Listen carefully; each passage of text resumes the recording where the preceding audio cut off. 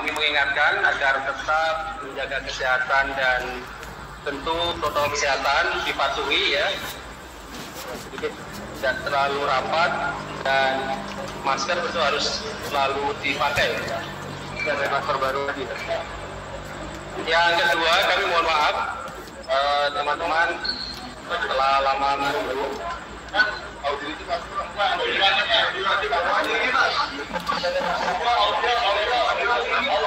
Ya, oke.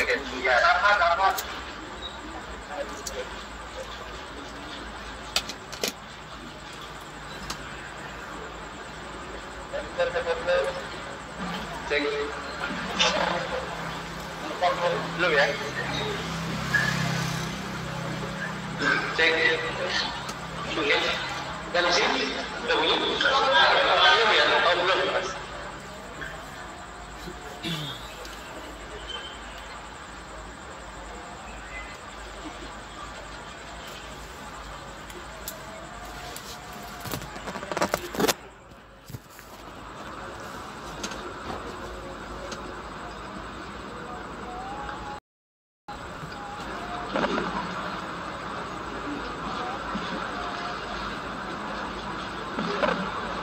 Sudah. Belum ya mas? Masih belum? Belum ya? Belum mas?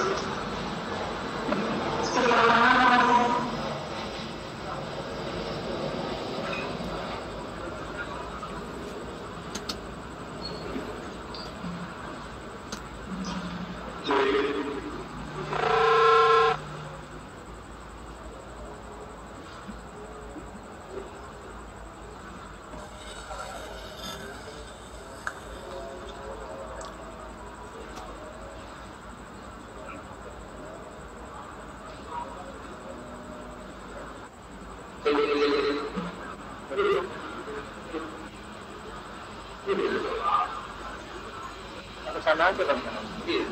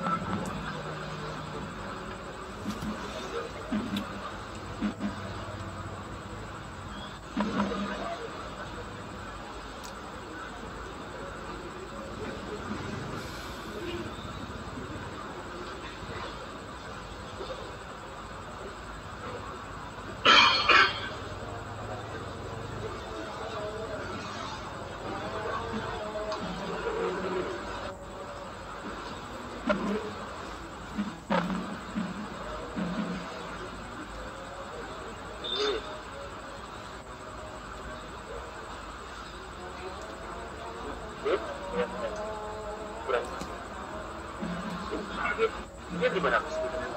Di situ.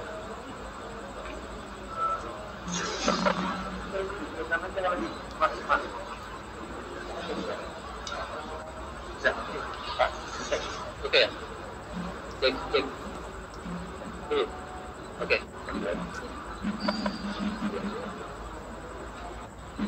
Baik, kita lanjutkan ya.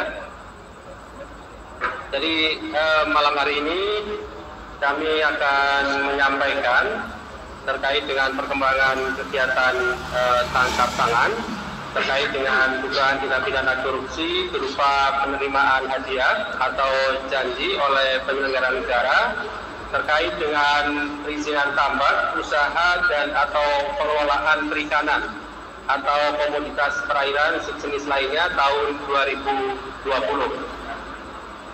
Hadir malam hari ini pimpinan Pak Nawawi, dan juga Deputi Penindakan Pak Karyoto.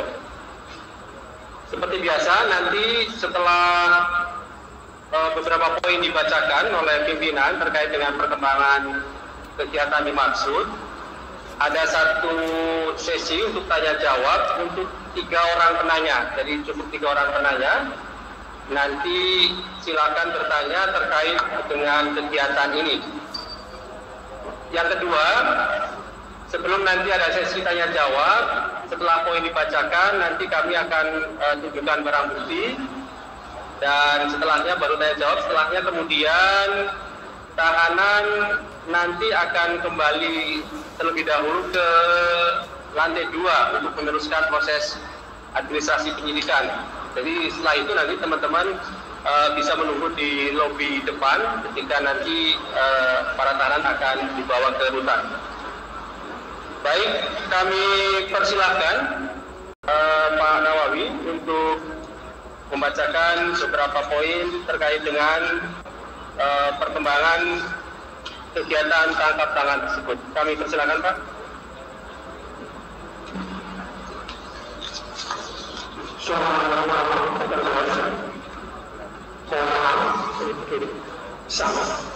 sangat terlembabnya dan tersentuh dan terbaik.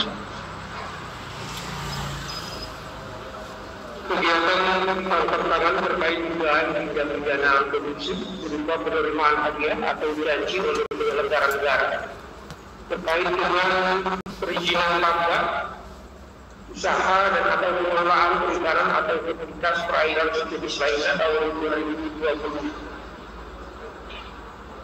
Kami akan menyampaikan informasi terkait dengan kegiatan tangkap tangan ini. Tindak pidana korupsi berupa penerimaan hadiah atau janji oleh penyelenggara negara terkait dengan perizinan tambang, usaha dan atau pengelolaan perikanan atau aktivitas perairan sejenis lainnya tahun 2020. Dalam kegiatan tangkap tangan ini, KPK telah mengamankan 17 orang pada hari Rabu tanggal 25 November 2020 sekitar jam 00.30 waktu Indonesia Barat di beberapa tempat, yaitu di Bandara Udara Soekarno-Hatta, Depok, Tangerang Selatan, dan Bekasi, Jawa Barat. Nama-nama yang diamankan tersebut antara lain: pertama, NW selaku Menteri Kelautan dan Perikanan. Kemudian 2, IRW selaku istri dari ET. 3, SAF selaku staf khusus Menteri KKP. 4, ZM selaku Dirjen Tangkap Ikan KKP. 5, Yuri selaku ajudan Menteri KKP. 6, IN selaku protokoler KKP. 7, Des selaku Humas KKP. 8, SMT selaku Dirjen Budidaya KKP. 9, SJD selaku Direktur PT DP3. 10, SWD selaku pengurus PT ACK. 11, DP pengendali PT PLI. 12, DD selaku pengendali PT ACK. 13, NT selaku istri dari SWD. 14, CM selaku staf Menteri KKP. 15, AM selaku staf istri Menteri KKP. 16, SA selaku staf Menteri KKP. 17, ED selaku staf PT Gardatama Security. Kronologis penangkapan: Komisi Pemberantasan Korupsi menerima informasi adanya dugaan terjadinya penerimaan uang oleh penyelenggara negara pada tanggal 21 November 2020 sampai dengan 23 November 2020. KPK kembali menerima informasi adanya transaksi pada rekening bank yang diduga sebagai penampung dana dari beberapa pihak yang sedang dipergunakan bagi kepentingan penyelenggara negara untuk pembelian sejumlah barang di luar wilayah Indonesia. Selanjutnya pada hari Selasa tanggal 24 November 2020, tim KPK bergerak dan membagi menjadi beberapa tim di area Bandara Soekarno-Hatta, Jakarta, Tangerang, Depok, dan Bekasi untuk menindaklanjuti adanya informasi di MAK. Pada sekitar pukul 00.30 waktu Indonesia Barat, tim langsung melakukan pengamanan di beberapa lokasi di antaranya di Bandar Udara Soekarno-Hatta, masing-masing EP, IRW, SAM, ZN, YD, YN, DPS, SMT, di rumah masing-masing pihak, SJD, SWD, DP, DD, NT, CM, AM, SA, RW. Para pihak tersebut selanjutnya diamankan dan dibawa ke gedung merah putih KPK untuk dilakukan pemeriksaan lebih lanjut. Dari hasil tangkap tangan tersebut ditemukan APM WNI atas nama AM, tas LV, tas Hermes, baju Old Navy, jam Rolex, jam Jacob & Co, tas Cooper Tumi, dan tas Cooper LV. Konstruksi perkara diduga terjadi pada tanggal 14 Mei 2020, MP selaku Menteri Kelautan dan Perikanan menerbitkan surat keputusan nomor 53/Kepmen/KP 2020 tentang tim uji tuntas perizinan usaha perikanan budidaya lobster dengan menunjuk APS selaku staf khusus Menteri juga selaku ketua pelaksana tim uji tuntas dan SAM selaku staf khusus Menteri sekaligus menjabat selaku wakil ketua pelaksana tim uji tuntas. Salah satu tugas dari tim ini adalah memeriksa kelengkapan administrasi dokumen yang diajukan oleh calon eksportir benur. Selanjutnya, pada awal bulan Oktober 2020, SJD selaku Direktur PT DPP datang ke kantor KKP di lantai 16 dan bertemu dengan SAM. Dalam pertemuan tersebut diketahui bahwa yang melakukan ekspor benih lobster hanya dapat melalui forwarder PT ACK dengan biaya angkut Rp1.800 per ekor yang merupakan kesepakatan antara AM dengan APS dan SPDI. Atas kegiatan ekspor benih lobster tersebut, PT DPP diduga melakukan transfer sejumlah uang ke rekening PT ACK dengan total sebesar Rp731.573.564. Selanjutnya PT DPP atas arahan PP melalui tim uji tuntas memperoleh penetapan kegiatan ekspor benih lobster benur dan telah melakukan sebanyak 10 kali pengiriman menggunakan perusahaan PT ACK. Berdasarkan data kepemilikan pemegang PT ACK terdiri dari AMR dan ABT yang diduga merupakan nominal dari pihak PT serta YSA. Atas uang yang masuk ke rekening PT ACK yang diduga berasal dari beberapa perusahaan eksportir benih lobster tersebut, selanjutnya ditarik dan masuk ke rekening AMR dan ABT masing-masing dengan total 9,8 miliar rupiah. Selanjutnya pada tanggal 5 November 2020 diduga terdapat transfer dari rekening ABT ke rekening salah satu bank atas nama AF sebesar 3,4 miliar yang diperuntukkan bagi keperluan EP, IRW, SAM, dan APM. Antara lain dipergunakan untuk belanja barang mewah oleh EP dan IRW di Amerika Serikat di tanggal 21 sampai dengan 23 November 2020.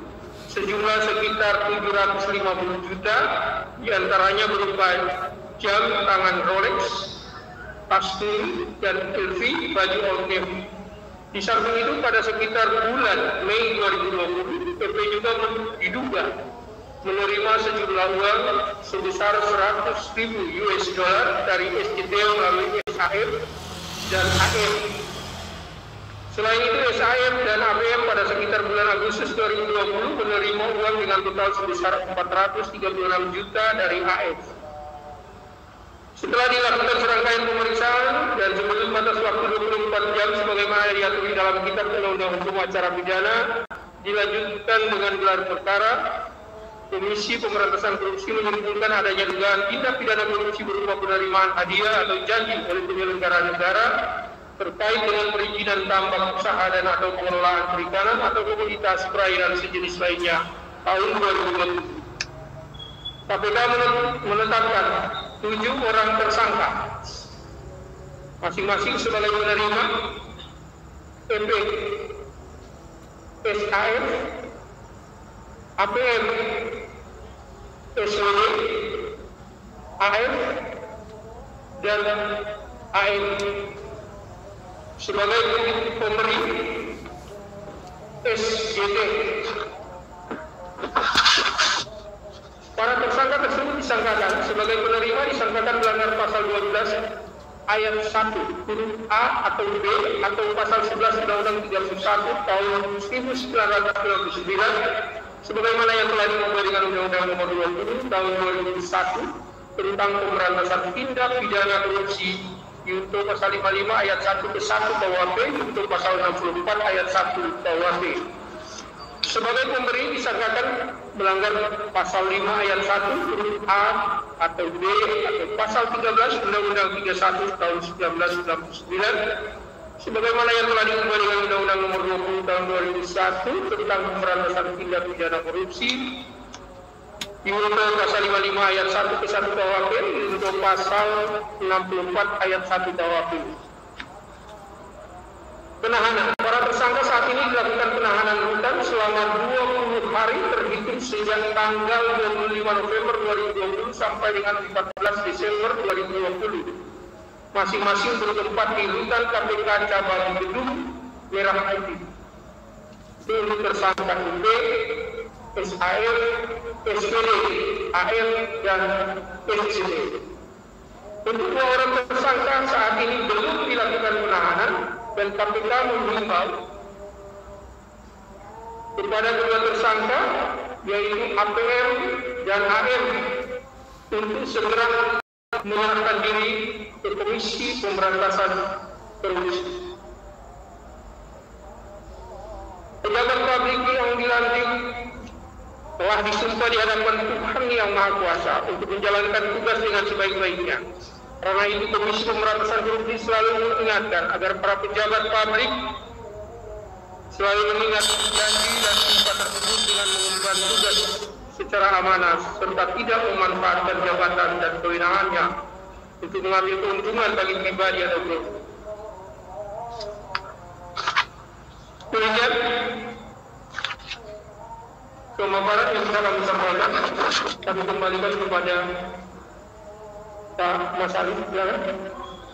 Terima kasih Pak Wali Kota Jakarta.